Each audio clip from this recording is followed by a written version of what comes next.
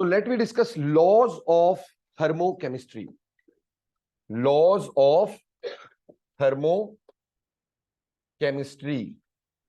बेटा थर्मोकेमिस्ट्री में ना 3 लॉज हैं हमारे पास, ठीक है, 3 लॉज हैं जिसमें 2 हम केमिस्ट्री में पढ़ेंगे, तीसरा मैं बता दूंगा किरचॉफ्स लॉ करके एक लॉ होता है, पर हमारी केमिस्ट्री में कोई यूज नहीं है, ठीक है, हमारी केमिस्ट्री में उसका कोई यूज नहीं, वो फिजिक्स में ज्यादातर यूज होता है किरचॉफ्स लॉ, ठीक, पर थर्मोकेमिस्ट्री के 3 लॉ होते हैं हमारे।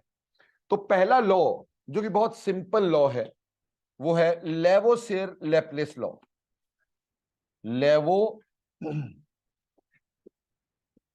Lavoisier Laplace law. देखो बेटा केमिस्ट्री के लॉ ऐसे होते हैं, ठीक, कोई बड़ी चीज होती नहीं इसके अंदर, ठीक। अब लेवोसियर लैप्लेस लॉ क्या कहता है? कहता है मान लो कि मेरे पास ए से बी में गया और इसका डेल्टा एच जो है एंथैल्पी चेंज, मान लो वो -100 है। ए से बी जब मैं गया तो उसका डेल्टा एच -100 है। अब मेरे को बताओ अगर मैं बी से ए आया तो डेल्टा एच कितना होगा? 100 होगा, सिर्फ साइन चेंज हो जाएगा। ये लॉ है। ये कहता है कि एनर्जी या एंथैल्पी चेंज, क्योंकि एनर्जी को एंथैल्पी के टर्म्स में बोलते हैं, enthalpy change is same in magnitude but different in sign for reverse reactions.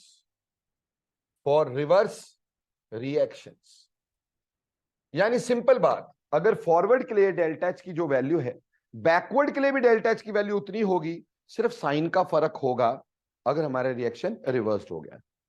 Forward में +100 तो बैकवर्ड में -100, ठीक, सिर्फ साइन चेंज होगा, मैग्नीट्यूड उतना रहेगा। This law is taken from that of first law of thermodynamics, energy can neither be created nor be destroyed. उसी से लिया गया है कि अगर हमारे पास फॉरवर्ड में जितना एंथैल्पी चेंज होना है, बैकवर्ड में मैग्नीट्यूड उतना रहना है, लेकिन साइन चेंज हो जाना, अगर फॉरवर्ड में एनर्जी रिलीज हुई तो बैकवर्ड में एब्जॉर्ब होगी। समझ में आ गई बेटे बात? जैसे बॉन्ड एनर्जी की डेफिनेशन पढ़े थे हमने क्या बोला था बॉन्ड एनर्जी की डेफिनेशन में बेटा, कि it can be heat released when 1 mole of bond is formed. यहां बोला heat needed to break 1 mole of bond, तो सिर्फ क्या हुआ, एक जगह रिलीज्ड दूसरी जगह एब्जॉर्ब, पर मैग्नीट्यूड सेम। वही हमारा लैप्लेस लॉ कहता है, ठीक। तो इसमें कोई क्वेश्चन तो बना नहीं, ये तो सिंपल है कि हमारे को इसका दे देंगे, इसका पूछ लेंगे, पर ये एक हेल्पिंग लॉ है जो अगले लॉज में हमारे को हेल्प करेगा जब हमें एंथैल्पी चेंजेस निकालने होंगे, ठीक। सो ये पहला लॉ हो गया। दूसरा law which is very very very important, जिसको लेके आज हम बहुत काम करेंगे, ठीक, that is Hess's law of constant heat summation. Hess's law of constant heat summation. Hess's law of constant heat summation, ठीक। ये जो Hess's law of constant heat summation है, ये क्या कहता है बेटा हमारे को? कहता है enthalpy change is same, enthalpy change is same whether reaction is carried out in one step or in number of steps। कहता है रिएक्शन को एक स्टेप में करो चाहे नंबर ऑफ स्टेप्स में करो, एंथैल्पी चेंज क्या रहेगा? सेम रहेगा। जैसे कहने का मतलब यह है कि मान लो मेरे पास एक ए था and A is changing into B, और इसका जो एंथैल्पी चेंज है वो डेल्टा एच है। एंथैल्पी चेंज क्या है? डेल्टा एच है। अब मैंने क्या किया अल्टरनेटिवली कि पहले ए को सी में चेंज कर दिया, इसके लिए एंथैल्पी चेंज डेल्टा एच 1 था। सी को डी में चेंज कर दिया, ठीक है जी, इसके लिए डेल्टा एच 2 था। और डी को फिर बी में चेंज किया, ये डेल्टा एच 3 था। अब दोनों पाथवे में हमारी इनिशियल और फाइनल स्टेट क्या है? सेम है। अब चाहे हम एक स्टेप में जाएं चाहे नंबर ऑफ स्टेप में जाएं, एंथैल्पी चेंज क्या होना चाहिए? सेम।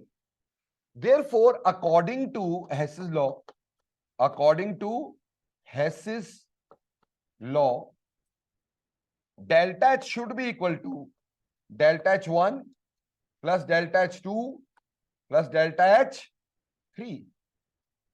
क्या ये हमें पहले से मालूम नहीं था? क्या हमें ये नहीं पता था कि enthalpy change is a state function?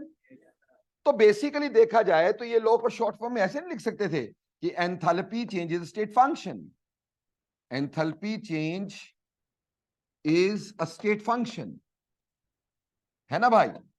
ये तो स्टेट फंक्शन क्या होता है? जो इनिशियल और फाइनल स्टेट पे डिपेंड करता है, पाथ पे डिपेंड नहीं करता। ये तो सर ने पहले बेसिक कंसेप्ट में हमारे को बता दिया था कि एंथैल्पी चेंज जो होता है वो स्टेट फंक्शन होता है, तो वो पाथ पे डिपेंड नहीं करेगा। इनिशियल फाइनल स्टेट अगर सेम होगी तो एंथैल्पी चेंज सेम होगा। लेकिन स्कूल में ऐसा मत लिख देना बेटा, नंबर नहीं देंगे तुम्हारे को। बात सही है, होना यही चाहिए, बट एक्चुअली दे वांट कि आप ये लिखें कि enthalpy change is same whether reaction is carried out in one step or in number of steps। ये हेसिस लॉ हो गया बेटा। बोलो क्लियर? समझ में आता है? कोई नया लॉ तो नहीं पढ़ा हमने, बट चलो ये बहुत इंपॉर्टेंट, आपको डेफिनेशन भी पूछी जाती है हेसिस लॉ की +1 में। ठीक, अब हम डिस्कस करेंगे हेसिस लॉ पढ़ करके हमने कहां कद्दू में तीर मारा, एप्लीकेशंस ऑफ हेसिस लॉ। देखो बेटे, जब हम एप्लीकेशंस ऑफ हेसिस लॉ की बात करेंगे, एप्लीकेशंस ऑफ हेसिस लॉ, आज मेरे प्यारे बच्चों हम इसी के ऊपर काम करने वाले हैं, हेसिस लॉ की एप्लीकेशंस पर। देखो बेटा, हेसिस लॉ की एप्लीकेशन में सबसे पहली एप्लीकेशन है calculation of heat of formation, calculation of heat of formation, heat of formation which cannot be calculated, which cannot be calculated experimentally,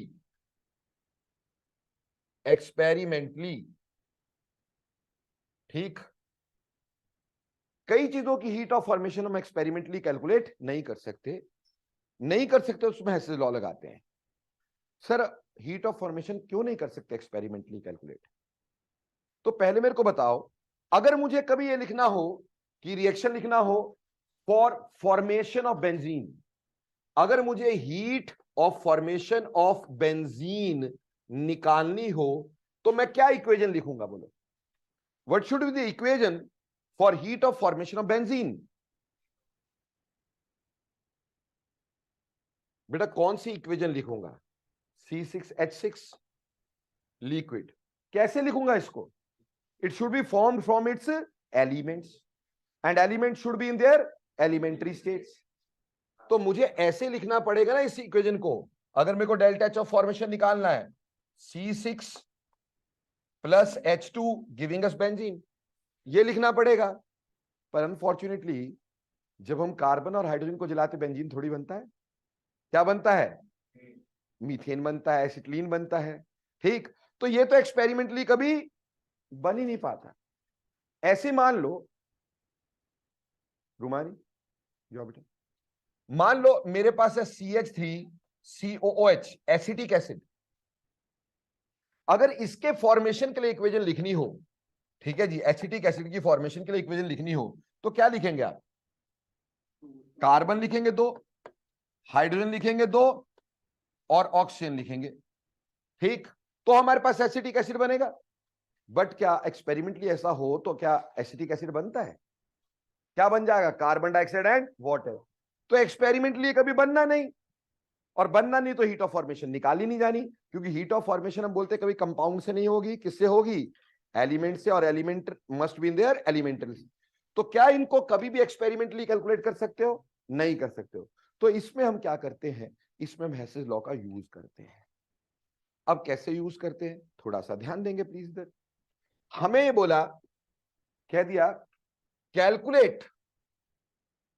calculate heat of formation of benzene, delta H of formation of benzene if its combustion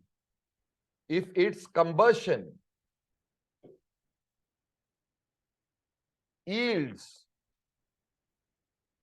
1600 kilojoule, ठीक, and heat of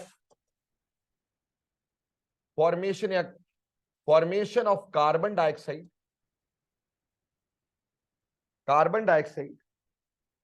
and water is minus 393.5 and minus 287 kilojoule per mole respectively, ठीक। हालांकि यहां heat of formation दी हम direct भी लगा सकते थे, पर मैं आपको अभी हेसिस लॉ सिखा रहा हूं। देखो बेटा, इसमें क्या है कि हमारे पास कुछ इक्वेशंस दे रखी हैं। हमारे पास क्या क्या दे रखा है थोड़ा समझो, और कैसे उन इक्वेशंस को सॉल्व करते हैं थोड़ा ध्यान देना। हमें पहली इक्वेशन जो डाटा दे रखा है, डाटा गिवन टू अस, जो गिवन है, पहली इक्वेशन दे रखी है कंबशन की। कंबशन किसकी दे रखी है? बेंजीन की।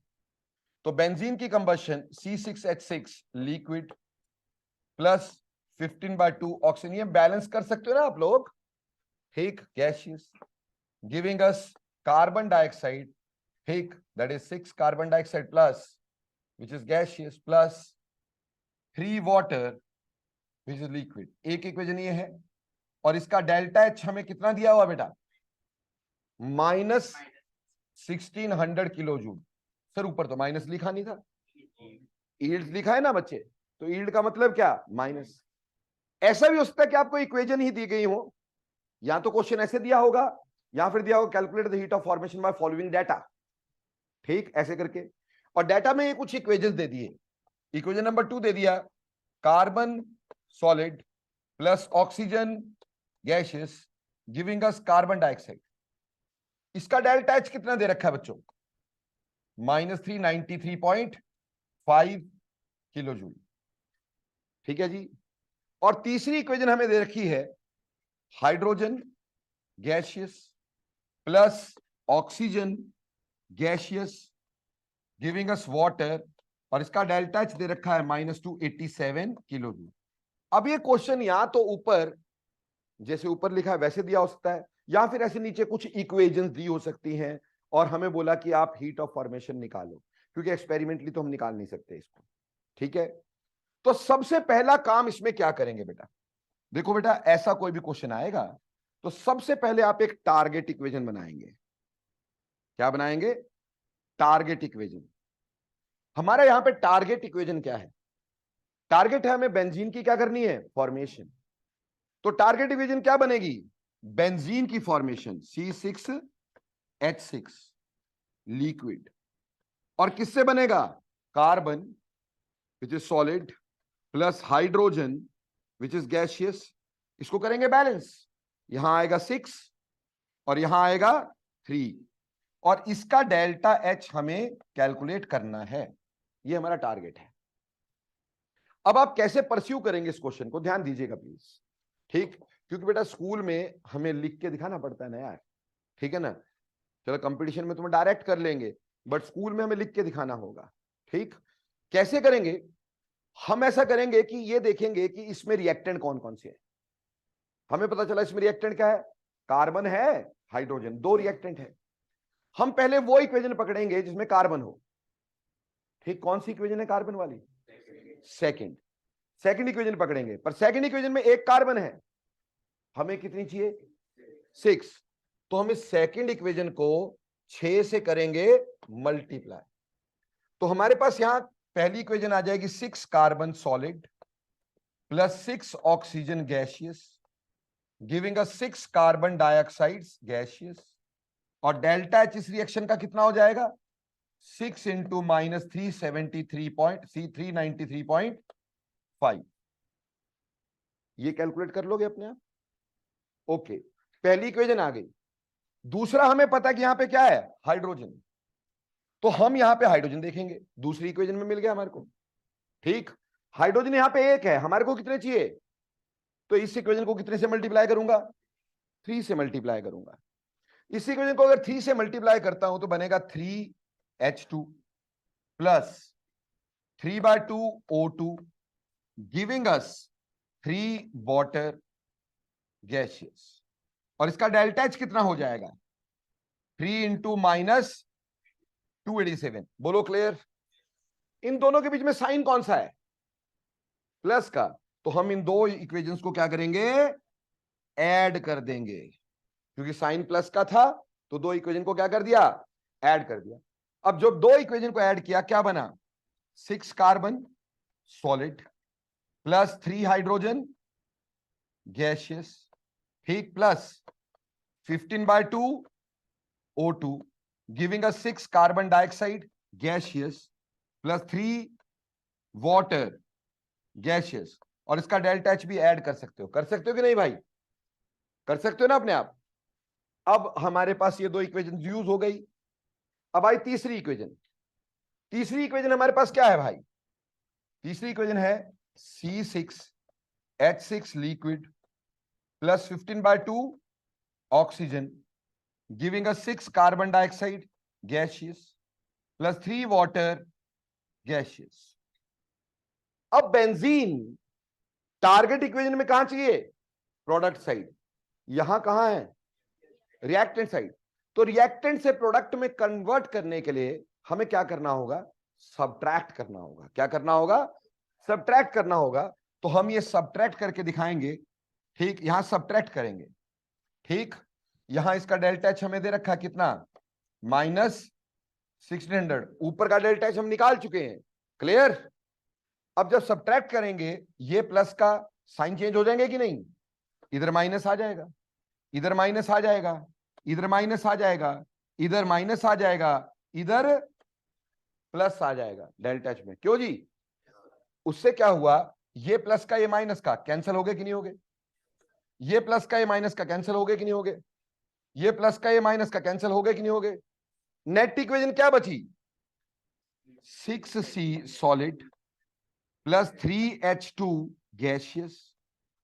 ये उधर चला गया, माइनस का मतलब उधर चला गया, तो ये आ गया यहां पर C6H6 लिक्विड। बोलो क्लियर। यही ऐसे डेल्टा एच सॉल्व कर देंगे। आपकी पेरेंट इक्वेशन यही थी भाई, तो टारगेट इक्वेशन मिल गई हमारे को, हमने हीट ऑफ फॉर्मेशन निकाल दी, जो कि एक्सपेरिमेंटली हम कैलकुलेट नहीं कर सकते थे। तो जब तुम +1 में कर रहे हो तब तो ऐसे ऐसे करना है, इक्वेशन शो करनी है। मान लो आप कंपटीशन में बैठे हैं, इतना टाइम थोड़ी यार ऐसा करेंगे, तब तो सीधे ही है, सीधे हमें पता चल गया कि ये 6 से मल्टीप्लाई करनी, तो हम सीधे लिखते हैं 6 × 2, सेकेंड वाली इक्वेशन, ठीक, 6 × 2 प्लस 3 × थर्ड इक्वेशन और माइनस फर्स्ट इक्वेशन। सीधे यहां पे डेल्टा एच पुट करते, आंसर आ गया। कंपटीशन में तो डायरेक्ट हो गया कि भाई 6 × सेकंड की एनर्जी कितनी है, -393.5 प्लस 3 × -287 -1600, इसका डेल्टा एच आ जाता। बोलो समझ में आया। ये कंपटीशन की अप्रोच है, फटाफट करने वाली, ऑब्जेक्टिव वाली, ठीक। और ये अपनी क्लास अप्रोच है, जब आप +1 में करेंगे तो आपको एक एक डाटा शो करना पड़ेगा। बोलो बेटा क्लियर हुआ। तो द क्वेश्चन इज डिफिकल्ट और इजी, इट्स वेरी इजी। हाँ जी भाई, मतलब इसको एक्सपेरिमेंटली थोड़ी है, तो हमने कैलकुलेट किया है। अगर एक्सपेरिमेंटली कर सकते थे क्यों करता मैं, ये तो मैंने इक्वेशंस को ऐड किया है नेट रिजल्ट वो लेने के लिए। मैं एक तरह से जाऊं, मैं 10 तरह से जाऊं, मेरे पास हीट चेंज सेम होना चाहिए। अगर मेरी ये इक्वेशन कैसे भी यही बन रही है, वो जैसे मर्जी थ्योरेटिकली बन रही है, उसका डेल्टा एच सेम होना चाहिए। समझ में आ गई बात। अगर एक्सपेरिमेंटली मैं कैलकुलेट कर ही पा रहा हूं तो मैं यूज ही क्यों करूंगा ऐसे लॉ को यार। क्लियर हो गया कि नहीं। अरे जो पूछा है वो देंगे ना, हाँ, हमें वो नहीं देंगे, हमें बनानी है ये। यहां हम हीट ऑफ फॉर्मेशन पढ़ रहे प्रतीक जी, पहले हम क्या पढ़ रहे हैं, हीट ऑफ फॉर्मेशन। तो मैं हीट ऑफ फॉर्मेशन का ही लिखा हूं, सिर्फ यही थोड़ी निकालेंगे हम हेसिस लॉ से। बोलो एक क्लियर हो गया। मैं एक क्वेश्चन और करके दिखा देता हूं ताकि आपको किस तरह की परेशानी ना रहे। ठीक, आपको ये हो जाए कि हाँ जी हमें समझ में आ गया, कोई दिक्कत हमारे को नहीं है। ठीक, चले आगे भाई। मान लो हमें बोला आपको कैलकुलेट करना heat of formation of acetone, acetone, acetone ये, और हमें डाटा दिया हुआ है। ठीक, डाटा क्या दिया हुआ है, पहली इक्वेशन दे दी गई है, carbon plus oxygen giving us carbon dioxide, और डेल्टा एच कितना दे रखा है, -393.5। दूसरी इक्वेशन दे रखी है हाइड्रोजन प्लस ऑक्सीजन, ठीक, गिविंग अस वाटर, इसका डेल्टा एच कितना दे रखा है, -287 किलो जूल। ठीक है, 1 किलो जूल में है सारे डाटा। ठीक है जी, और तीसरी इक्वेशन हमें दे दी है इसमें, मान लो एसीटोन, ठीक है जी, plus that of oxygen giving us carbon dioxide and water. ठीक, और इसका डेल्टा एच दे दिया है -1213 किलो जूल। ठीक, अब इसको बैलेंस करेंगे पहले अपन। इक्वेशन आपको बैलेंस करके दी होगी, यहाँ पे कितने कार्बन है, 3, तो इसके आगे मैंने 3 लिख दिया। हाइड्रोजन है 6, तो इसके आगे भी 3 लिख दिया।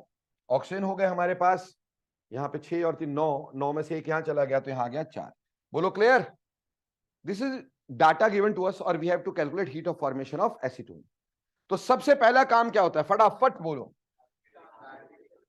टारगेट के बिना आगे चलना ही नहीं। ठीक, टारगेट इक्वेशन, टारगेट इक्वेशन हमें क्या बनाना है, एसीटोन। एसीटोन क्या है, CH3CO CH3। अगर इसकी फॉर्मेशन करनी है तो किससे बनानी पड़ेगी, carbon plus hydrogen plus oxygen. Water तो नहीं यूज कर सकते, हमें एलिमेंट यूज करने हैं ना। कार्बन कितने चाहिए, 3, हाइड्रोजन कितने चाहिए, 3, ऑक्सीजन कितना चाहिए, हाफ। इसका डेल्टा एच आपको निकालना है। ठीक है प्यारे बच्चों, नाउ हम इसका पहले रिएक्टेंट देखेंगे। रिएक्टेंट क्या है, कार्बन। कार्बन वाली इक्वेशन क्या थी पहले, 1, तो 1 को कितने से मल्टीप्लाई किया, 3 से, क्योंकि यहां पे 3 कार्बन चाहिए। तो पहली इक्वेशन बनी 3 carbon plus 3 oxygen giving us 3 carbon dioxide, and delta H of this reaction is 395.5 into 3। बोलो क्लियर। दूसरी इक्वेशन हमें हाइड्रोजन चाहिए, हाइड्रोजन दूसरी इक्वेशन में है, तो दूसरी इक्वेशन में हाइड्रोजन कितना, 1, अपने को कितना चाहिए यहां पे हाइड्रोजन, 3, तो इसको भी कितने से मल्टीप्लाई किया, 3 से। तो इक्वेशन बनी कितनी, 3H2 3/2 O2 गिविंग अस 3H2O, और डेल्टा एच बोलो -287 इंटू 3। इसको सॉल्व कर सकते हो। इन दोनों के बीच में साइन कौन सा था टारगेट में, ऐड। बेटा 2 से ज्यादा इक्वेशन नहीं लेनी है इकट्ठी, यानी कि तीनों ले ली, 2 ही लेनी है। तो इसको ऐड किया, ठीक, यहां पे ऐसे ऐड का साइन लगा दिया अपन ने, ऐड किया। तो ऐड किया तो क्या बना, 3 कार्बन प्लस 3H2 प्लस कितना आ जाएगा, 9/2 O2 गिविंग अस 3 कार्बन डाइऑक्साइड प्लस 3 पानी पानी रे। ठीक, और डेल्टा एच कितना है, ऐड हो जाएगा। कोई दिक्कत, कोई परेशानी, समझ में आता है। ओके, अगली बात, अब हमारे पास एक इक्वेशन रह गई एसीटोन की। अब एसीटोन की इक्वेशन यहां लिख देते हैं, CH3COCH3 plus 4 oxygen giving us 3 carbon dioxide plus that of 3 water. इसका डेल्टा एच दे रखा है हमारे पास, कितना है, -1213। इसका निकाल दिया, मान लो एक्स है। ठीक है जी, अब हमें क्या करना है, इसको उधर लेके जाना है। जब उधर ले जाना पड़ता है साइन क्या करने पड़ते हैं, चेंज, यानी you have to subtract this. आपको ये सबट्रैक्ट करना है, माइनस माइनस माइनस माइनस और यहां plus. Am I clear. Cut गया, यहां से हट गया, कट गया, ये भी हट गया, इसमें थोड़ा थोड़ा कट गया, थोड़ा थोड़ा सा बट गया, क्या घट गया? ठीक, अब इक्वेशन क्या बनी? 3 carbon plus 3 hydrogen plus half O2, ये माइनस की वजह से उधर चला गया, CH3 CO CH3। बोलो क्या हमारी टारगेट आ गई? कोई दिक्कत है? पता चल गया? ऐसे इसका डेल्टा एच का ऑपरेशन करेंगे और आंसर निकाल देंगे। हम गए कंपटीशन में, हमने सीधे देखा यहां पे, हमें पता चला जी 3 कार्बन, यहां 3 चाहिए, तो बोला 3 इंटू फर्स्ट। फिर देखा हाइड्रोजन यहां पे 1 है, कितने चाहिए? 3 चाहिए, तो क्या लिखा? 3 इंटू सेकेंड। ठीक, फिर बोला एसीटोन उधर चाहिए और 1 ही चाहिए, अगर 2 चाहिए तो 2 से मल्टीप्लाई करते, पर 1 ही चाहिए, तो इसको क्या करना होगा? -3rd। तो बस चुटकी में डेल्टा एच बाहर निकाल देते। बोलो क्लियर? ये जरूरी नहीं बेटा ऑर्गेनिक कंपाउंड क्या है, किसी का भी आ सकता है, KOH वगैरह वगैरह, जो भी डाटा दिया हो। आपको तरीका बताया है, रट्टा मरवाया नहीं है। तरीका क्या है? आप अपनी टारगेट इक्वेशन बनाए। टारगेट इक्वेशन कैसे बनानी है? जिसकी भी हीट ऑफ फॉर्मेशन निकालनी है उसके एलिमेंट लिखने हैं, कोई कंपाउंड नहीं लिखना है। और 1 मोल के लिए बनानी है, मैंने आपको हीट ऑफ फॉर्मेशन की इक्वेशन बताई थी, 1 मोल के लिए बनाते हैं फ्रॉम इट्स एलिमेंट्स, तो बना देनी है। उसका देखना है आपने कि भाई उसमें कितने एलिमेंट चाहिए, ऊपर कितने हैं, उतने से मल्टीप्लाई करो, इक्वेशन लिखो। ठीक, जो 2 रिएक्टेंट्स हैं उनको प्लस करो, और अगर तीसरी मान लो प्लस में या माइनस में, हमें देखना कि किस साइड लेके जाना है। गॉट इट और नॉट? तो पहली तरह का क्वेश्चन समझ में आता है बेटा? सो हीट ऑफ फॉर्मेशन निकाल सकते हो तुम फ्रॉम दैट ऑफ हेसिस लॉ। ये पहला क्वेश्चन हो गया। उम्मीद करता हूं ये पहला क्वेश्चन अच्छे से समझ में आ गया सभी। कोई दिक्कत तो नहीं किसी बच्चे को? ओके, आगे चलते दोस्तों, दूसरी तरह का क्वेश्चन पकड़ते हैं। Second, application number second. बेटा एप्लीकेशन नंबर सेकंड क्या है हमारे पास? बेटा एप्लीकेशन नंबर सेकंड हमारे पास होती है calculation of heat of hydration. Calculation of heat of hydration. हमें हाइड्रेशन की हीट को कैलकुलेट करना है। बेटा आपको मैंने बताया था हाइड्रेशन क्या होता है, डिजायर्ड अमाउंट ऑफ वाटर के साथ जोड़ना। ठीक, इसके लिए हमें क्वेश्चन दिया है। अभी क्वेश्चन क्या दिया है, प्लीज सी दिस।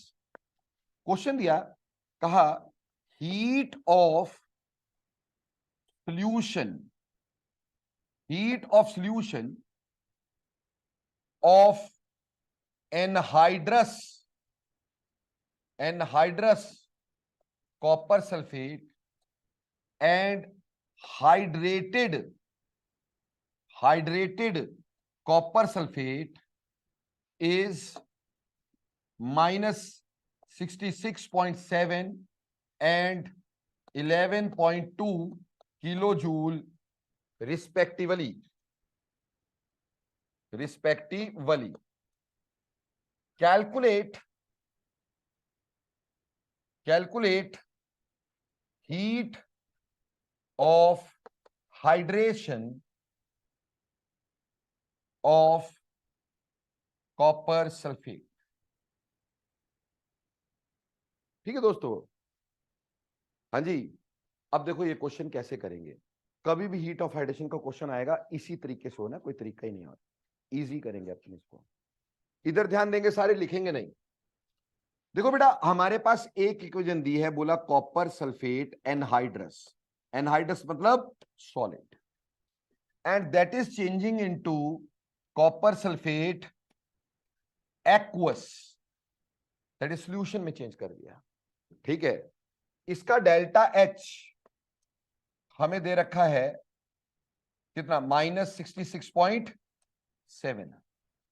एक दूसरी इक्वेशन दी है कि अगर मेरे पास copper sulphate into 5 water molecule होता, इसको क्या बोलते? हाइड्रेटेड। क्या बोलते? हाइड्रेटेड। और इसको भी मैंने सॉल्यूशन में चेंज किया होता, इसको भी सॉल्यूशन में चेंज किया नहीं। ठीक, तो यहां पे जो डेल्टा एच हमें दे दिया गया है वो कितना दे दिया गया है? वो प्लस में 11.2 किलो जूल है। ठीक है जी, और हमें यहां से यहां निकालना है। कभी भी हीट ऑफ हाइड्रेशन का क्वेश्चन आए तो ये ट्राइंगल बनाना। कैसे? सॉलिड से एक्वस, सॉलिड से हाइड्रेटेड, हाइड्रेटेड से एक्वस, हमेशा यही ट्राइंगल बनाना, कोई और नहीं, ऑलवेज यही ट्राइंगल बनाना। अब हमें यह समझ में आ रहा है कि अगर मैं इसको डेल्टा H1 बोल दूं और इसको डेल्टा H2 बोल दूं, तो मैं यहां इधर से जाऊं इधर से जाऊं, बात सेम है कि नहीं?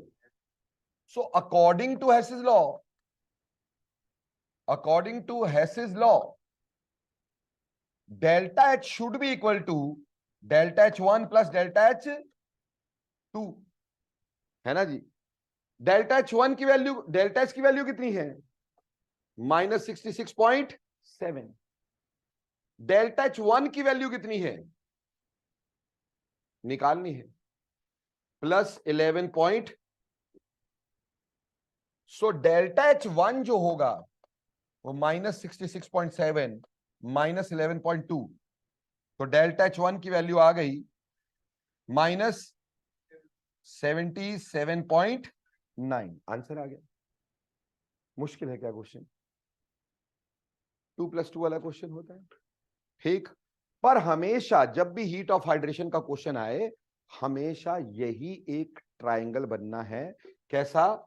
सॉलिड से एक्वस और यहां पे हाइड्रेटेड से एक्वस, हमेशा यही बनना है, ठीक।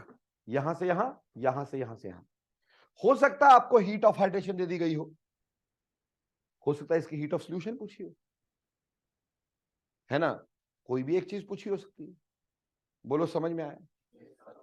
क्लियर? हाँ जी।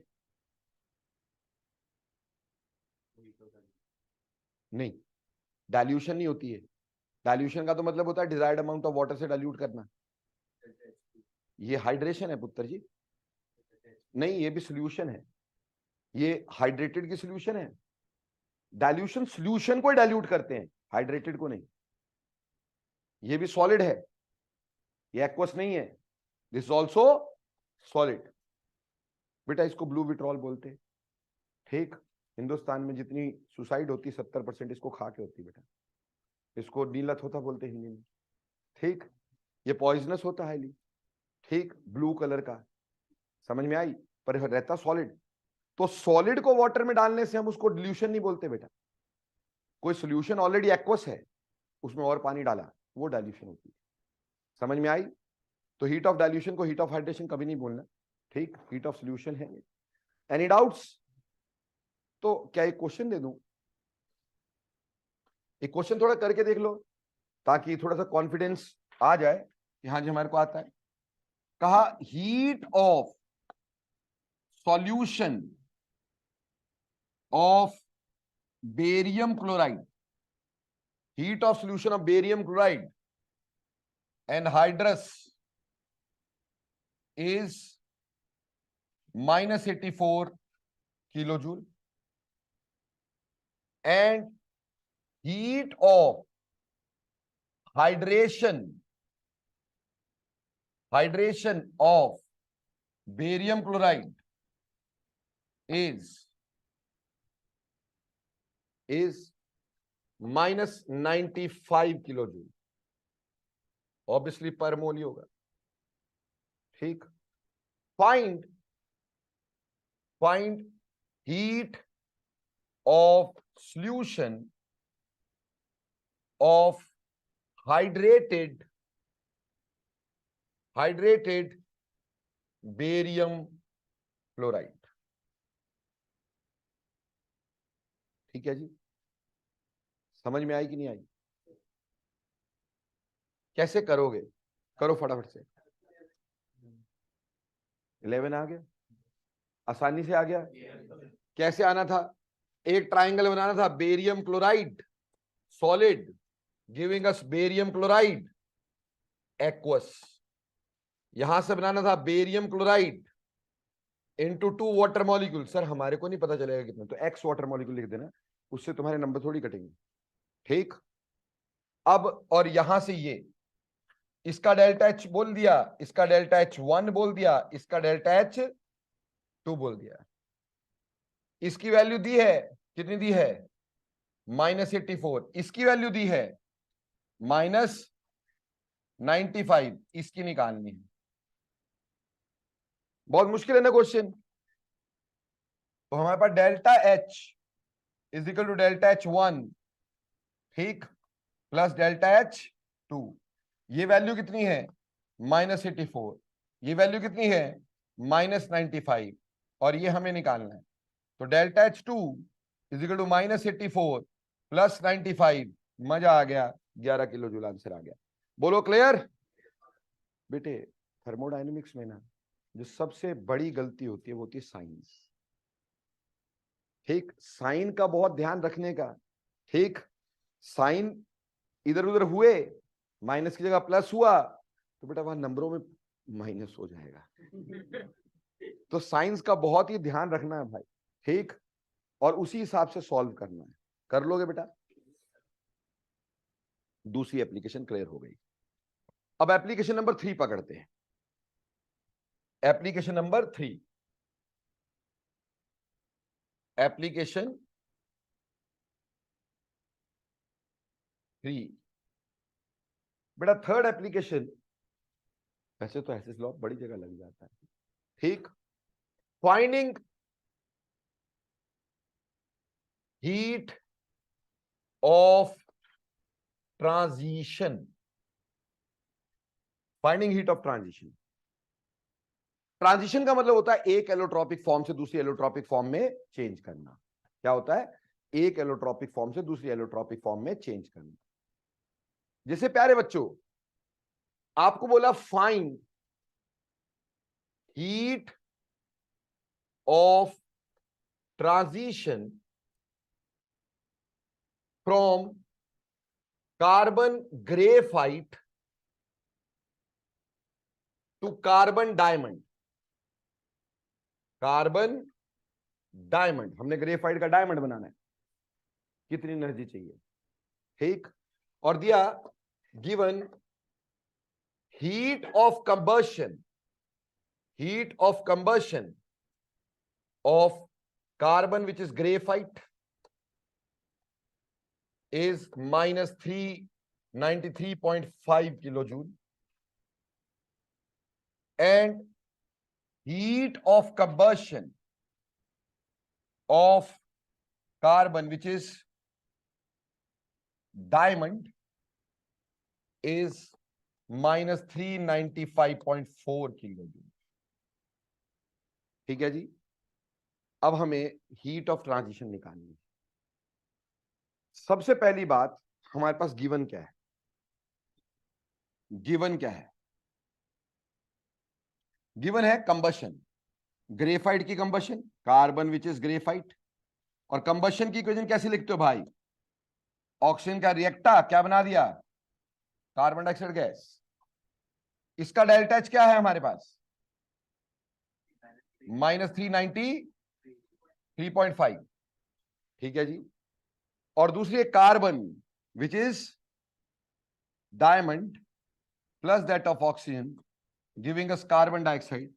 डेल्टा एच की value -395.4। And what is the target? यहां लिखा टारगेट। क्या target equation? Carbon which was graphite is changed into carbon which is diamond। Clear? आपने सबसे पहले ये इक्वेशन देखनी है। जो रिएक्टेंट है उसकी इक्वेशन ऊपर लिखनी है, और जो प्रोडक्ट है उसकी इक्वेशन नीचे लिखनी है। ऑलरेडी वैसे ही हुआ है, पर अगर ऐसा ना हो, ये आंखें फाड़ फाड़ के देखना ऐसा दिया है कि नहीं, है ना? कई बार आपसे गलती करवाते हैं। ठीक, आपको रिएक्टेंट वाली इक्वेशन ऊपर, प्रोडक्ट वाली इक्वेशन नीचे लिखनी है। और करना क्या है? करना क्या है हमारे को?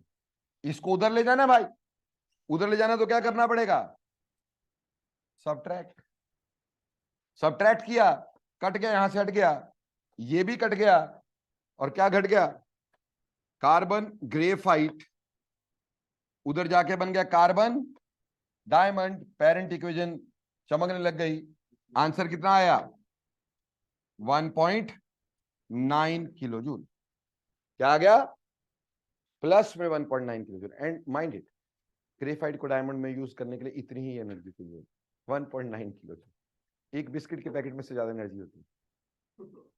ठीक बेटा, थर्मोडायनेमिक्स हमें स्पॉन्टेनिटी ऑफ रिएक्शन तो बताती है कि रिएक्शन होगा कि नहीं होगा, इसमें कितनी एनर्जी चेंज चाहिए होगी, पर ये कंडीशन थोड़ी बताती किस कंडीशन में होगा, इसमें क्या क्या चीजें लगानी पड़ेगी, प्रेशर कितना होगा, टेम्परेचर कितना होगा, क्या ये सब चीजें बता रही है ये? फिर रेट कितना होगा। हो सकता है एक रिएक्शन स्पॉन्टेनियस है, उसको होने में 500 साल लगते हो। अब अकॉर्डिंग टू थर्मोडायनेमिक्स स्पॉन्टेनियस है, पर हमारी लाइफ टाइम में होना नहीं, तो हमारे को क्या फायदा उसका? तो थर्मोडायनेमिक्स की लिमिटेशन है बच्चों, कि ये आपको स्पॉन्टेनिटी तो बता देगी कि रिएक्शन होगा, पर कितने सालों में होगा, किस कंडीशन में होगा, वो थोड़ी बताया। एनर्जी 1.9 किलो जूल चाहिए, ओके, पर कितने सालों तक चाहिए, इतनी एनर्जी देने के बाद कितने सालों तक वो चेंज होगा, किस प्रेशर में चेंज होगा, ठीक, किस कंडीशन में चेंज होगा, वो थोड़ी बताया है। तो यहां सिर्फ एंथैल्पी का चेंज देख सकते हो बच्चों। तो ऐसे इसको देख करके आपने लार नहीं टपकानी कि हम डायमंड ही बना डालेंगे सबको, ठीक, वो नहीं हम बना सकते। वो ये है कि भैया हमारे को वो कंडीशंस देखनी पड़ेगी, उसके लिए +2 में एक चैप्टर होगा काइनेटिक्स, केमिकल काइनेटिक्स, उसमें बताएंगे कि कैसे होता है। हाँ जी जनाब। नहीं, आपको बनानी भी पड़ेगी, बना तो रहा हूं मैं। कहां दी थी इक्वेशन? मैंने बनाई नहीं है इक्वेशन यहां पर, तो यू हैव टू फॉर्म। और क्या इक्वेशन दी होगी कंबशन की, इक्वेशन दी होगी फॉर्मेशन की, कंबशन ऑक्सीजन से जलाना, फॉर्मेशन हमेशा अपने एलिमेंट से बनाना, ठीक। या फिर इसी तरह की कोई इक्वेशन दे दी गई होगी, तो उसमें क्या दिक्कत है, अपने आप बनानी पड़ेगी भाई। इसमें कोई इक्वेशन नहीं दी होगी तुम अच्छे किस्मत वाले हैं, दे दी, नहीं भी दी हो सकती, ठीक। डायरेक्टली आपको ऐसे ही क्वेश्चन आएगा, आपको ये तो मैंने लिख के दिया। क्लियर? तो एक क्वेश्चन करोगे क्या? लिखो, heat of combustion of heat of combustion of sulfur, heat of combustion of sulfur monoclinic, heat of combustion of sulfur monoclinic is -63 kilojoule, -63 kilojoule, whereas heat of combustion of sulfur rhombic, whereas heat of combustion of sulfur rhombic is -75 kilojoule, -75 kilojoule. Find the heat of transition, find the heat of transition of sulfur rhombic to sulfur monoclinic. Find the heat of transition of sulfur rhombic to sulfur monoclinic.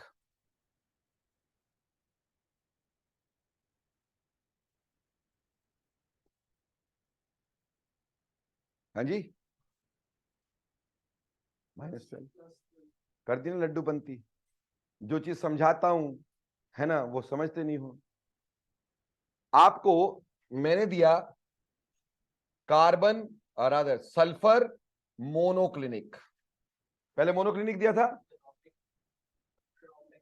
पहले rhombic दिया था, पहले monoclinic दिया था, पहले monoclinic दिया था मैंने, ठीक। कान बजते तुम्हारे।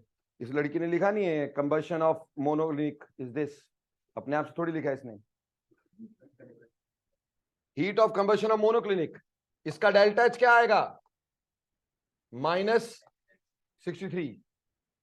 दूसरी तरफ बोला हीट ऑफ सल्फर रोम्बिक, ठीक, और ये वैल्यू हमारे को दिया डेल्टा एच -75, और आपको बोला है सल्फर रोम्बिक से सल्फर मोनोक्लिनिक बनाना है। तो भैया ऊपर कौन सी इक्वेशन लिखोगे? रोम्बिक, ठीक।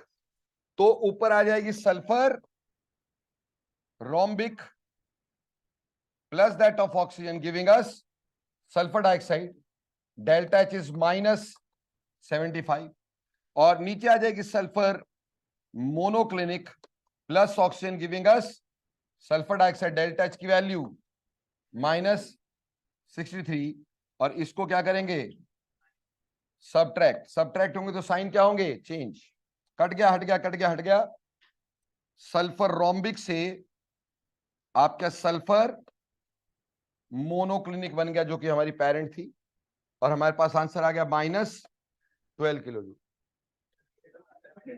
तो मैंने तुम्हें थोड़ी उसको बोला, उसने प्लस में नहीं बोला, ठीक, उसने प्लस में नहीं कहा। तो क्या है, सल्फर जो है ये हमने ये गलती कभी भी नहीं करनी है। मैंने जानबूझ करके क्वेश्चन दिया पहले वाले से अलग से, क्योंकि मैं आपको बता चुका हूं बेटा कि जो रिएक्टेंट है उसकी इक्वेशन ऊपर लिखनी है, दिया हमारे को उल्टा हो सकता है, ये गलती तो करवाएंगे ही तुम्हारे से, और इसमें क्या करने को है, और कुछ चीज है इसमें करने को, गलती कहां करवाएंगे, यही तो करवाएंगे, ऊपर वाली इक्वेशन नीचे, नीचे वाली इक्वेशन ऊपर, और हम वही कर देंगे। तो बेटा ये ध्यान में देना कि जो टारगेट है, टारगेट में जो रिएक्टेंट है उसकी इक्वेशन ऊपर, और जो प्रोडक्ट है उसकी इक्वेशन नीचे, और फिर हम निकालेंगे। बोलो are you clear about this? ये छुटपुट क्वेश्चन थे थोड़ा सा, हाँ चलो अब एक थोड़ा सा मस्त हो जाए, ठीक, बहुत सिंपल सिंपल हो गया, प्यार मोहब्बत बहुत हो गया, ठीक, थोड़ा सा ऊपर चलते सोचते हैं। अब हमारे पास क्या है, finding energy, resonance energy, resonance energy. बेटा पेन छोड़ दो क्योंकि आपको कुछ समझ नहीं आने का है, ठीक, अगर ध्यान से समझ लोगे तो बहुत इजीली आ जाएगा और फिर आपको कभी दिक्कत नहीं आएगी, ठीक। रिजोनेंस एनर्जी का मतलब क्या होता है बेटा? रिजोनेंस एनर्जी का मतलब होता है कि जब रिजोनेंस होती है तो रिजोनेंस चीज को स्टेबल बनाती है, तो कुछ एनर्जी रिलीज हो जाती है। हमने रिजोनेंस में एक चीज पढ़ी थी, अभी रिजोनेंस थोड़ी सी पढ़ी, ज्यादा तो हमने पढ़ी नहीं, हम पढ़ेंगे ऑर्गेनिक में उसको डिटेल में, ठीक है ना। अभी हमने सिर्फ इतनी सी पढ़ी रिजोनेंस कि भैया हमारे पास कुछ कंट्रीब्यूटिंग स्ट्रक्चर होते हैं और एक रिजोनेंस हाइब्रिड होता है, ऐसा पढ़ा है ना आपने, कंट्रीब्यूटिंग स्ट्रक्चर या कैनोनिकल स्ट्रक्चर। उन कैनोनिकल स्ट्रक्चर्स में से कोई एक ऐसा स्ट्रक्चर होता है जो बाकी सबसे ज्यादा स्टेबल होता है, ठीक, वो मोस्ट स्टेबल कंट्रीब्यूटिंग स्ट्रक्चर। और रिजोनेंस हाइब्रिड जो कि एक्चुअल होता है, आपको बोला रिजोनेटिंग स्ट्रक्चर्स का कोई भी एग्जिस्टेंस नहीं होता, बार बार बोला ना मैंने आपको कि कंट्रीब्यूटिंग स्ट्रक्चर या कैनोनिकल स्ट्रक्चर्स का कोई भी एग्जिस्टेंस नहीं होता। एग्जिस्ट सिर्फ क्या करता है, रिजोनेंस हाइब्रिड, वो सिर्फ हाइपोथेटिकल होते हैं, पर जो हाइपोथेटिकल देखे हैं उसकी एनर्जी जो होगी, कोई एक ज्यादा स्टेबल होगा, उसकी कुछ अपनी एनर्जी होती होगी। तो मोस्ट स्टेबल कंट्रीब्यूटिंग स्ट्रक्चर की एनर्जी और रिजोनेंस एनर्जी, जो मतलब रिजोनेंस हाइब्रिड की एनर्जी, उसमें डिफरेंस होगा, क्योंकि रिजोनेंस हाइब्रिड जो होगा वो ज्यादा स्टेबल होगा। तो मोस्ट स्टेबल कंट्रीब्यूटिंग स्ट्रक्चर और रिजोनेंस हाइब्रिड की एनर्जी का डिफरेंस रिजोनेंस एनर्जी कहलाती है। यानी रिजोनेंस एनर्जी को हम ऐसे डिफाइन कर सकते हैं, resonance energy, it is energy difference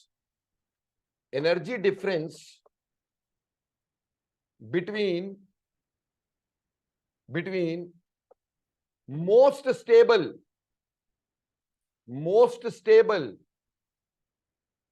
contributing structure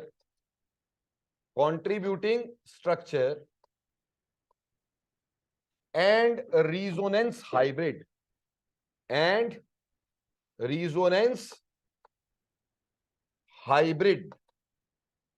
hybrid, उसको बेटा हम रिजोनेंस एनर्जी बोलते हैं। मतलब सिंपल शब्दों में बोले तो जब रिजोनेंस हो रही हो, रिजोनेंस होने से जो एनर्जी बाहर रिलीज हुई उसको हमने क्या बोल दिया, रिजोनेंस एनर्जी बोल दिया। ऑब्वियसली रिजोनेंस एनर्जी रिलीज होगी क्योंकि रिजोनेंस से स्टेबिलिटी बढ़ती है, ठीक है जी। तो इसको ऐसे भी डिफाइन कर सकते हैं कि resonance energy release during resonance. अब इसको कैलकुलेट करना है हमें। कैसे करना, थोड़ा सा इधर ध्यान देंगे ताकि समझ में आ सके आपको। आपको कहा, क्वेश्चन देखिएगा, मस्त है क्वेश्चन, ठीक। आपको कह दिया कि heat of hydrogenation, heat of hydrogenation of benzene and cyclohexene is -208 kilojule and -119.7 kilojule per mole respectively. Find the resonance energy of benzene. Find the resonance energy of benzene. ठीक, बहुत ध्यान से इधर देखेंगे, पेन नहीं चलाएंगे अपना। देखो बेटा, दिया क्या है हमारे पास जो गिवन है, हमें एक बोला बेंजीन। अब बेंजीन को हम बनाते हैं ऐसे, ये गोला क्या शो करता है कि पाई इलेक्ट्रॉन रिवॉल्व कर रहे हैं। ये रेजोनेंस हाइब्रिड है बेंजीन का, इसमें 3 डबल बॉन्ड होते हैं। तो हाइड्रोजनेशन होता है हाइड्रोजन की एडिशन। हाइड्रोजनेशन का मतलब हाइड्रोजन की एडिशन। तो इसमें 3 हाइड्रोजन ऐड होते हैं और ये बन जाता है दिस इज साइक्लोहेक्सेन, यानी इसके डबल बॉन्ड रिड्यूस हो गए, उसमें हाइड्रोजन ऐड हो गई। और यहां पे इसका जो डेल्टा एच की वैल्यू दे दी है वो -208 किलो जूल दी है। On the other hand cyclohexene क्या होता है, साइक्लोहेक्सीन ये है, साइक्लोहेक्सीन मतलब साइकिल 6 कार्बन का और 1 डबल बॉन्ड, साइक्लोहेक्सीन कहलाता है। इसमें हाइड्रोजनेशन मतलब हाइड्रोजन की एडिशन, यहां पे एक बॉन्ड तोड़ना तो सिर्फ एक ही हाइड्रोजन ऐड होगा और हमारे पास इसमें भी यही बन जाएगा। इसका डेल्टा एच जो है हमारे पास वो -119.7 किलो जूल है। अब जो हमारा यहां पे टारगेट है, जो हमें दिया गया है, टारगेट क्या है बेटा? टारगेट है हमारे पास, अगर बेंजीन मेरे पास बिना रिजोनेंस के होती तो ऐसे होती, उसमें डबल बॉन्ड रिजोनेंस नहीं दे रहे होते, और जब ये रिजोनेंस में हो जाती है तो वो ऐसे होती है। अब इस रिएक्शन का डेल्टा एच हमें निकालना है, ठीक। ये 2 इक्वेशन दी है और तीसरी इक्वेशन का डेल्टा एच हमें निकालना है। बोलो बेटा, क्वेश्चन समझ में आया कि नहीं आया? अब देखो how to solve this question. प्यारे बच्चों, ये तो हमें कहीं दिखाई दे रही है, दिख रही है कि नहीं?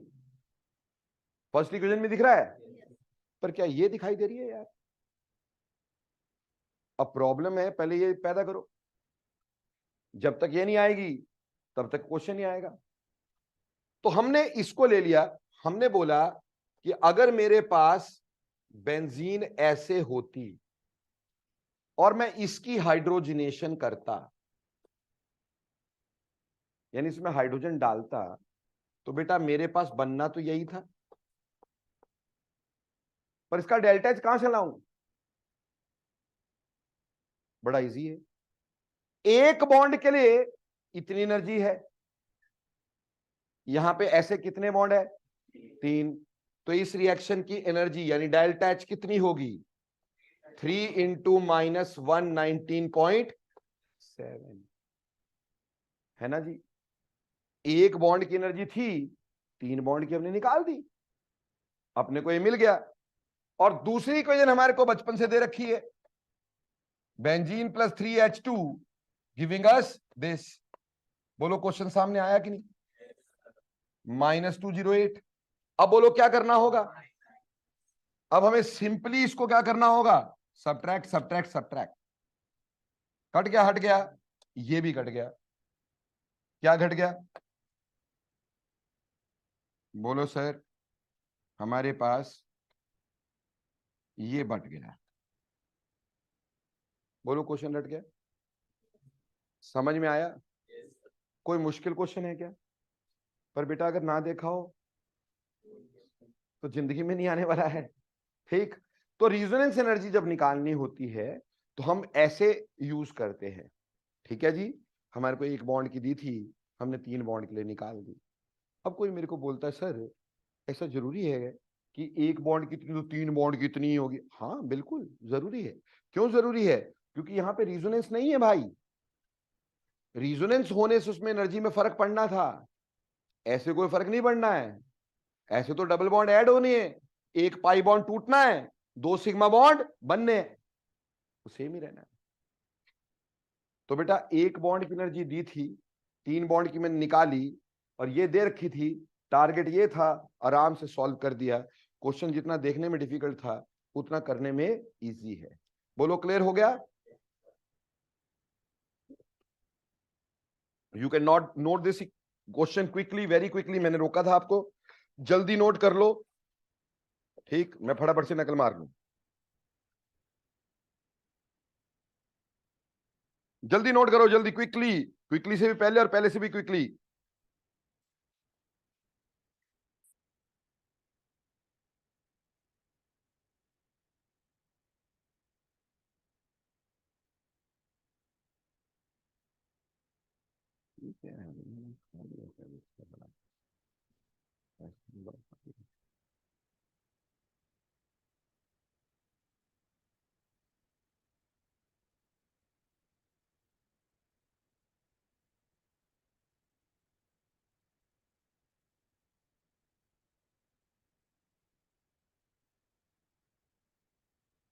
क्या किया हुआ है? ऐसे लोग कहां से आ गए?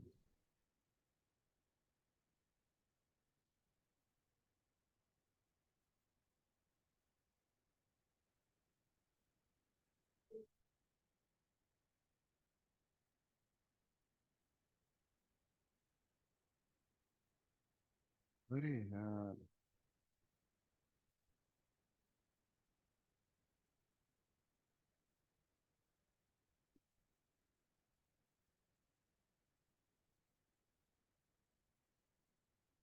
अरे ये तुम्हारे मॉड्यूल में हेसिस लॉ कहाँ कर दिया इन्होंने?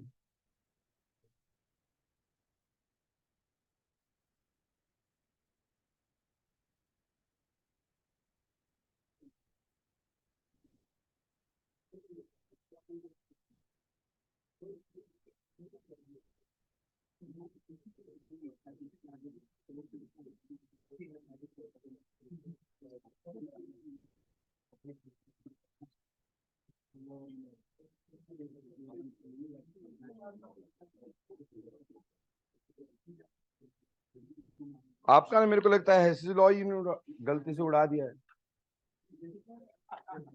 हैं?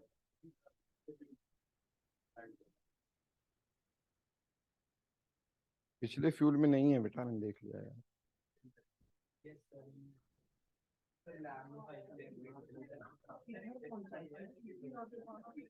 ये तो डिफरेंट टाइप ऑफ, कहाँ पे है बेटा, कौन से पेज पे है? 37 पेज पे।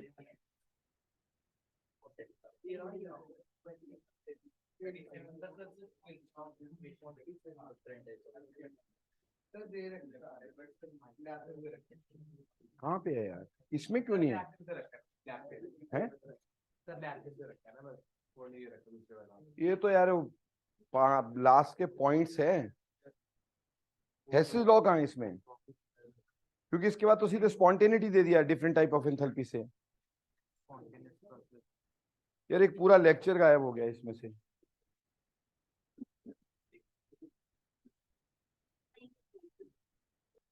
बेटा इसका पूरा एक लेक्चर ही गायब कर दिया इसमें से।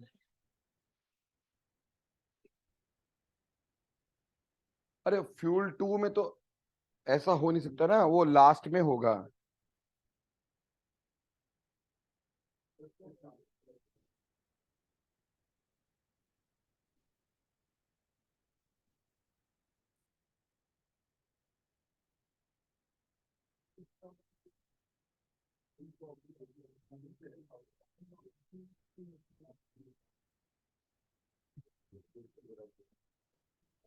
Zero law, first law,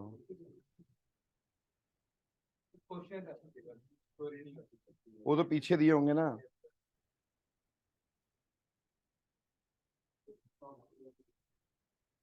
Kirchhoff law दे दिया हुआ है और जबकि वो दिया ही नहीं हुआ है।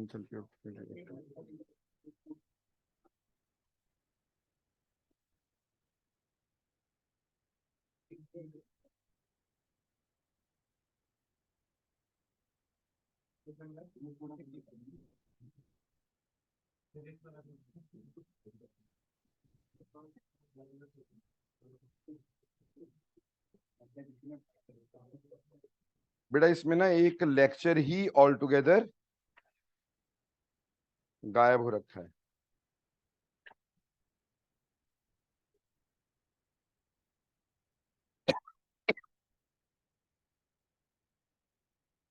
बहुत बड़ी बुलवानी।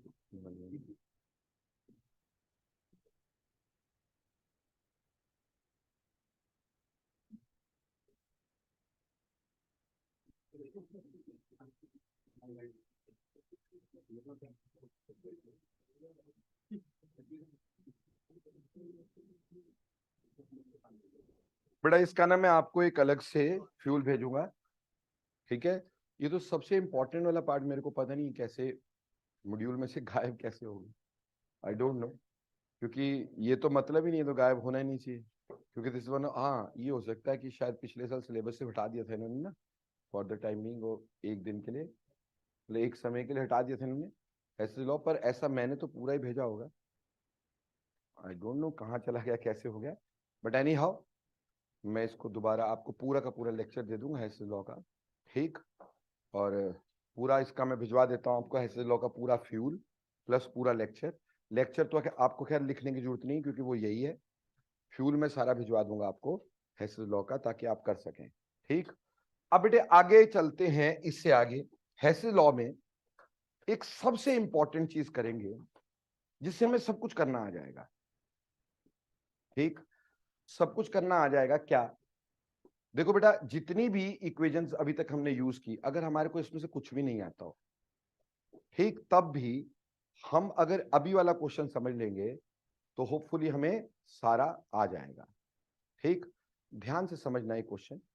इसमें आप finding heat of various reactions, finding heat of various reactions, finding heat of various reactions. देखो बेटा, जब हम हीट ऑफ वेरियस रिएक्शन की बात बोलते हैं, इसका मतलब क्या है? इसका मतलब यह है कि हमारे को मान लो 15 इक्वेशंस दे रखी और किसी एक रिएक्शन की हीट निकालने को दी है। अभी तक तो हमें 2-3 इक्वेशन होती थी, मान लो 15-16 इक्वेशन दे दी, 10 इक्वेशन दे दी, 4 इक्वेशन दे दी। How to solve the question without using जो अपने गड़े गड़ाए फॉर्मूलाज है उसको यूज किए बगैर भी, जैसे अभी किया हमने, ठीक। इसको ना जानते हुए भी हम क्वेश्चन को कैसे सॉल्व कर सकते हैं? Finding heat of various reaction. जैसे मान लो एक क्वेश्चन लेते हैं, हमें बोला find the heat of formation, heat of formation, find heat of formation of Al2Cl6 solid by following data। ठीक है जी, क्लियर? देखिएगा डेटा में क्या दे रखा है। पहला दे रखा है हमारे को Al solid, 2Al solid plus 6 HCl aqueous, giving us Al2Cl6 aqueous plus 3 hydrogen gaseous, ठीक है। इसका कुछ भी डेल्टा एच दे रखा है, से डेल्टा एच इसका दे रखा है -1600, ठीक है जी। दूसरी इक्वेशन हमें दे दी है H2 gaseous plus Cl2 gaseous, giving अस 2HCl गैसियस, ठीक है जी। इसका डेल्टा एच मान लो हमें दे दिया है -4, 10, किलो जूल। ठीक है, तीसरी इक्वेशन हमें दे दी है HCl गैसियस गिविंग अस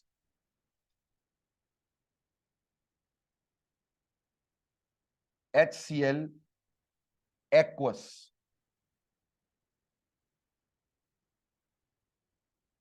HCl गैसियस गिविंग अस HCl एक्वस, यहां पे साथ में मैंने एक्वस लिख दिया है। डेल्टा एच इसकी वैल्यू दे दी है -71 किलो जूल। ठीक है जी, और अगली इक्वेशन हमें दे दी है कोई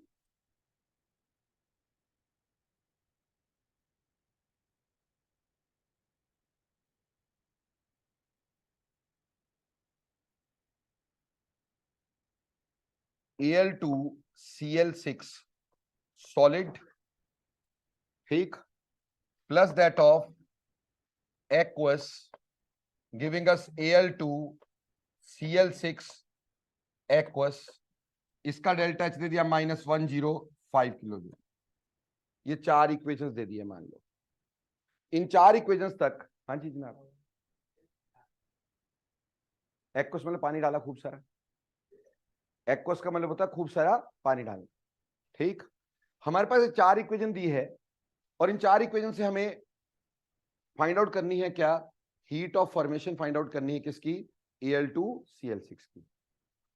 सबसे पहली बात हमें यहां पे टारगेट इक्वेशन बनानी है। टारगेट इक्वेशन हमारी क्या है, टारगेट इक्वेशन, ठीक, टारगेट इक्वेशन है हमारे पास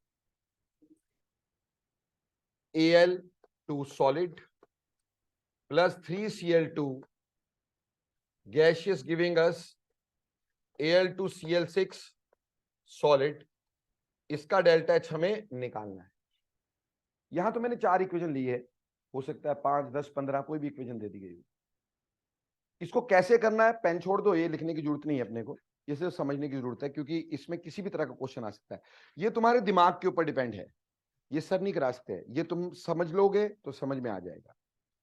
तरीका मैं आपको, देखो इसके 1000 तरीके हो सकते हैं, इस क्वेश्चन को करने के 1000 तरीके हो सकते हैं, पर मैं आपको वो तरीका बताऊंगा जो शॉर्टेस्ट पॉसिबल हो, जिसमें गलती के चांसेस कम हो, जिसमें गलती के चांसेस कम हो, मैं वो आपको बता रहा हूं।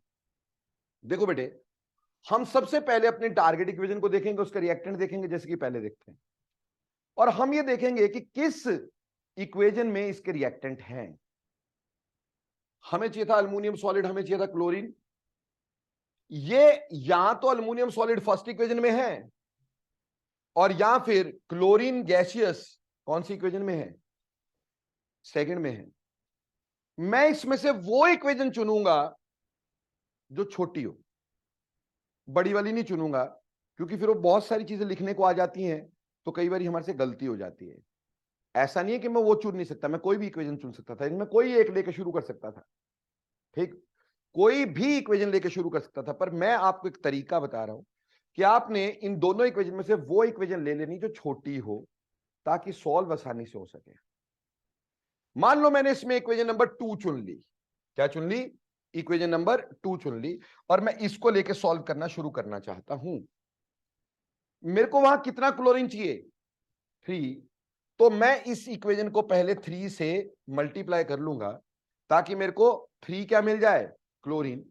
तो ये इक्वेशन मेरे पास बन जाएगी 3H2 प्लस 3, और यहां पे स्टेट्स लिखना मत भूलना, 3Cl2 gaseous giving us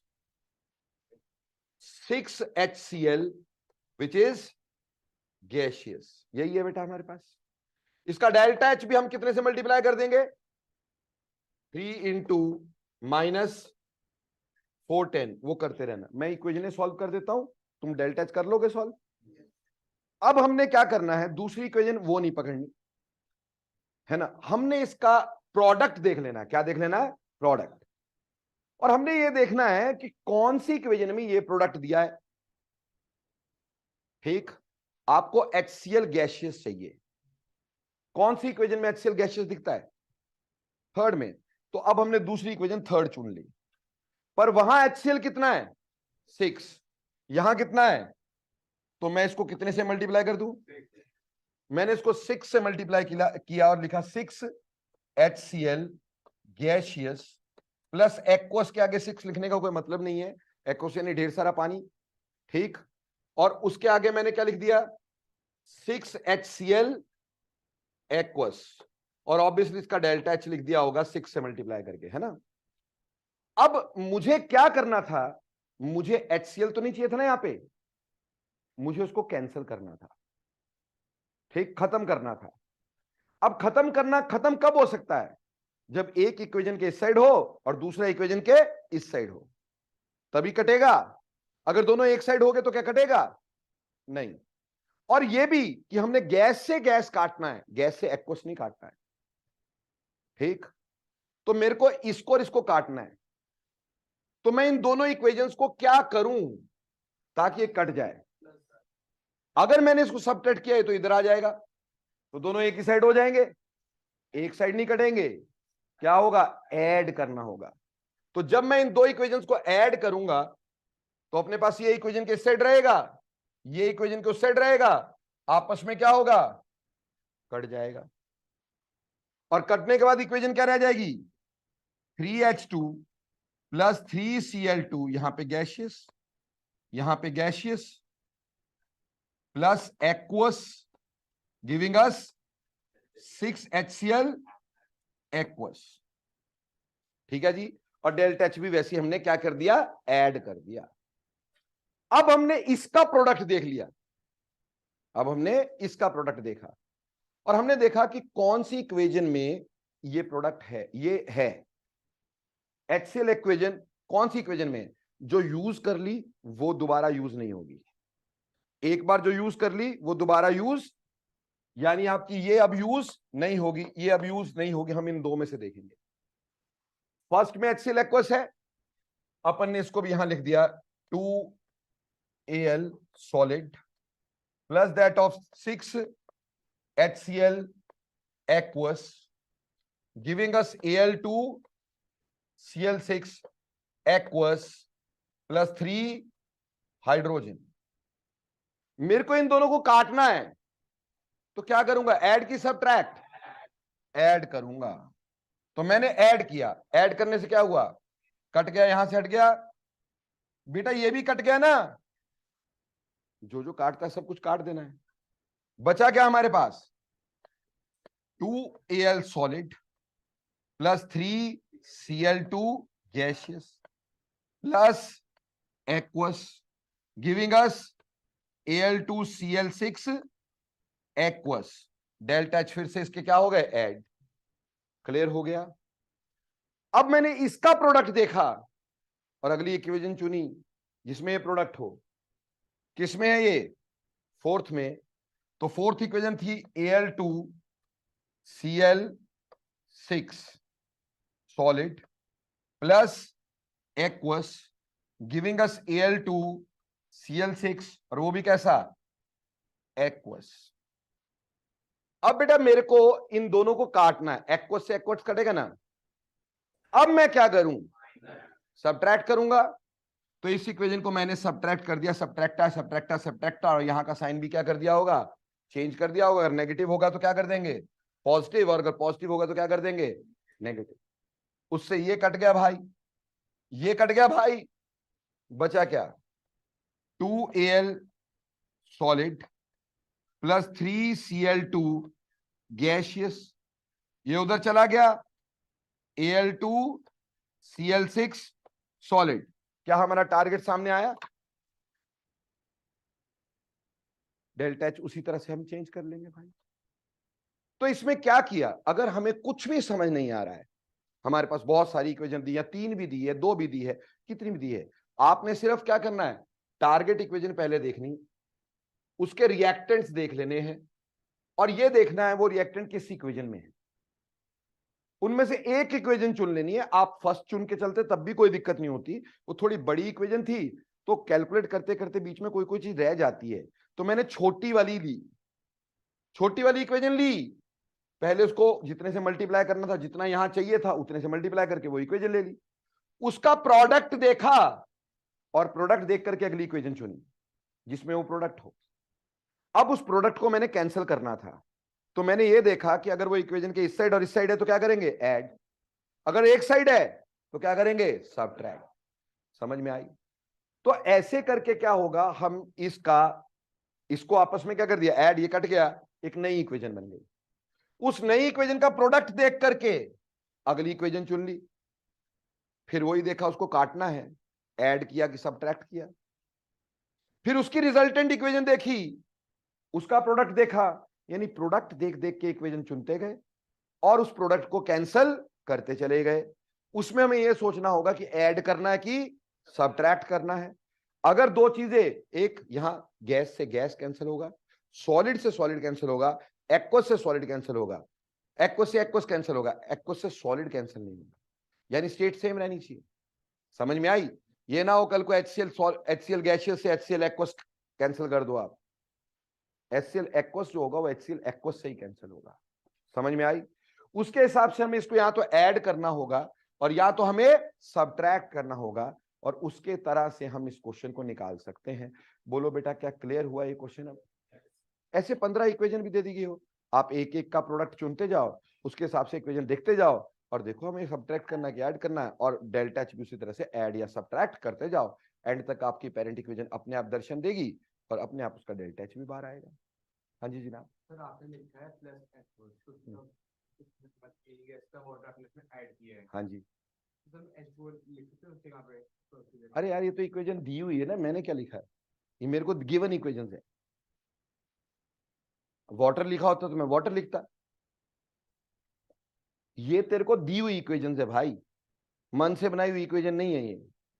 this is the given data, तो उसमें एक्वस लिखा तो एक्वस लिखेंगे, वाटर लिखा होता मैं वाटर लिखता। समझ में आई बात? तो these equations are given to us.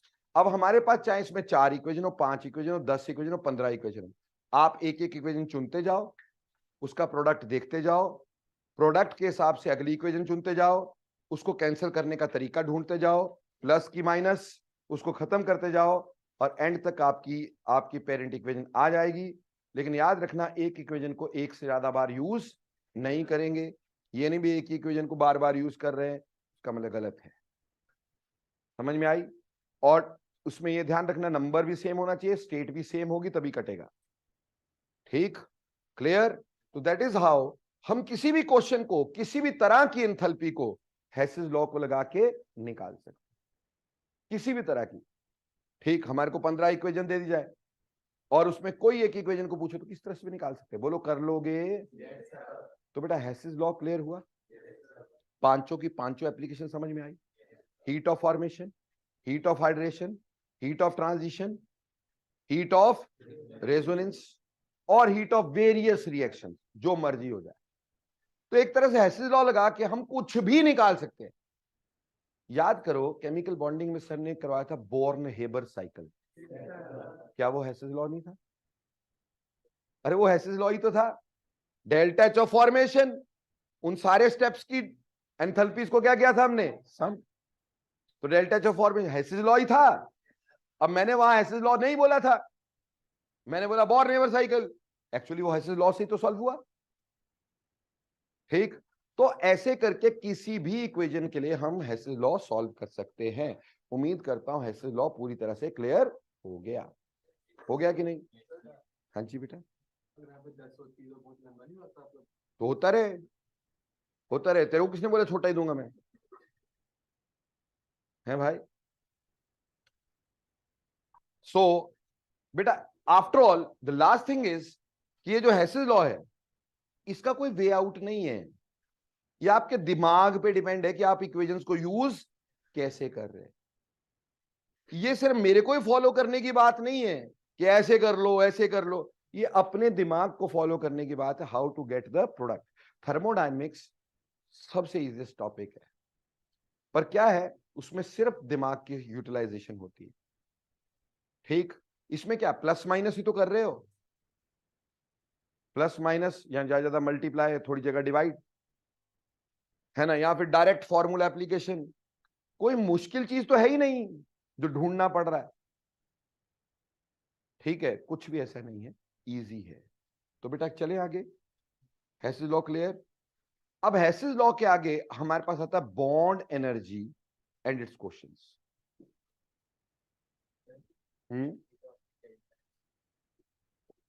Reaction है या फिर मतलब जो हो रहा है वहाँ पे ये इसके हीट ऑफ रिएक्शंस हैं। हाँ,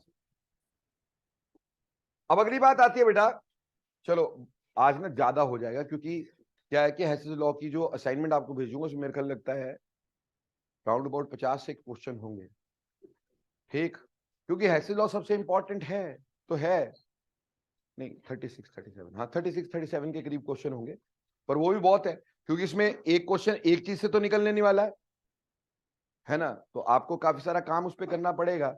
और अगली बार मैं चाहूंगा कि आप हेसिस लॉ पूरी तरह से करके आए। तो आज इतना ही पढ़ाता हूं बेटा, बॉन्ड एनर्जी नेक्स्ट टाइम करवा दूंगा, ठीक, कहीं ऐसा ना हो भैया जो आए वो भी खत्म हो जाए। चलो, ऑनलाइन वाले बच्चों कुछ समझ में आया?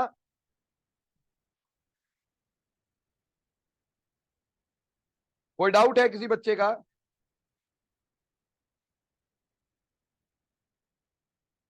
ओके, तो मिलते हैं अपन लोग परसों। Thank you.